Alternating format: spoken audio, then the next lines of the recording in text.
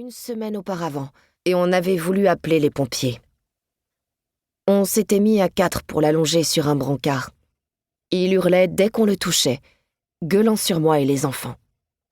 Du coup, on n'a pas attendu les pompiers. On l'a mis dans la camionnette et je l'ai emmené aux urgences. Avant de rentrer dans la chambre d'hôpital ce jour-là, j'ai respiré un grand coup, puis j'ai poussé la porte sans frapper. Je n'allais pas me gêner. Il faisait sombre, on avait tiré le store et les lampes étaient éteintes. Il était étendu tout nu sur le lit, le drap tombé froissé sur le sol. La première chose que j'ai aperçue, c'est son machin tout flasque qui pendait entre ses jambes écartées. On aurait dit une grosse limace essayant de se frayer un chemin entre les bourrelets de ses cuisses. Beau spectacle pour les infirmières.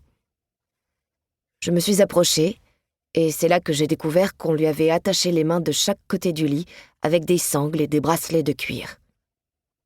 De le voir immobile, les yeux fermés, les bras le long du corps, ça m'a fait un choc. J'ai posé ses affaires sur une tablette et j'ai avancé en faisant bien attention de ne pas passer à proximité de ses jambes. Il pouvait encore me donner un coup de pied, cette mauvaise bête. Je me suis penchée au-dessus de son visage.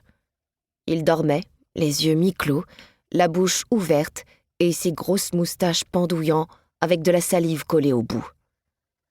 Le cochon s'est sûrement débattu. Le toubib a dû lui coller une sacrée dose pour pouvoir l'attacher. D'un coup d'œil, j'ai vérifié que les sangles étaient bien serrées, en me frottant machinalement les poignets qui portaient encore les marques de la dernière fois où il m'avait ligoté. J'ai approché les lèvres de son oreille. « Alors, espèce de vieux dégueulasse, tu trouves encore le moyen de te montrer à poil aux infirmières, tu peux pas t'en empêcher. » Il n'a pas bougé. Je voyais son gros nez en contre-jour et ses lèvres bleues dans l'ombre. Ses fausses dents plus claires étaient encore prêtes à mordre. Un petit filet de bave avait coulé au coin de sa bouche. J'ai cherché un mouchoir des yeux, mais il n'y avait rien pour l'essuyer, et je voulais pas le faire avec le mien. « T'as qu'à rester comme ça. » J'ai touché la peau de son bras. Elle était froide et un peu humide. J'ai essuyé mes doigts sur le lit et je me suis penchée pour ramasser le drap par terre. Je l'ai remis sur le lit, tout doucement, pour pas qu'il se réveille. Il a pas bronché. J'ai murmuré à son oreille. « Tu peux pas bouger, hein? Ça me fait plaisir de te voir attaché comme ça. J'espère qu'ils vont t'y laisser plusieurs jours. Tu vas comprendre ce que c'est. » Et je me suis éloignée sur la pointe des pieds. Je m'attendais à entendre sa grosse voix me rappeler, mais il n'a rien dit, et je me suis sauvée dans le couloir en souriant d'aise.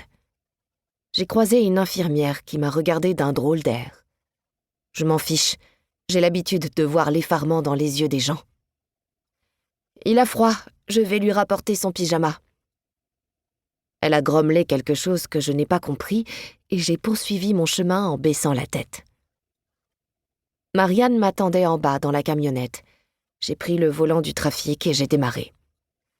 Le poids que j'avais sur l'estomac a disparu et je me suis sentie mieux.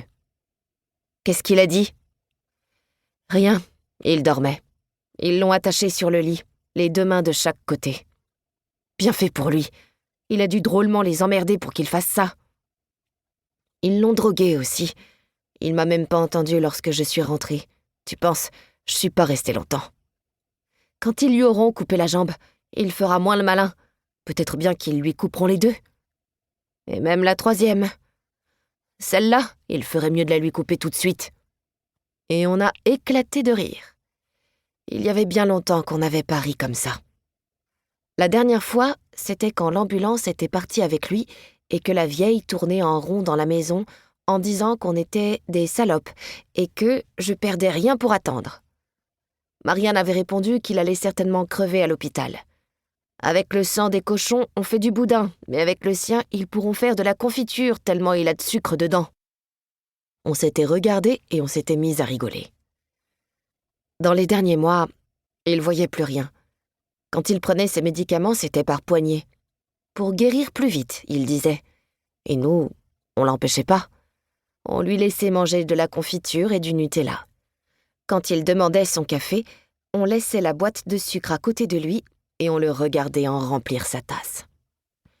Il s'était mis à aller de plus en plus mal, à réclamer sans arrêt. Pour continuer à écouter ce livre audio gratuitement, cliquez sur le lien dans la description et vous pourrez l'écouter en entier sans frais grâce à l'essai de 30 jours d'Audible.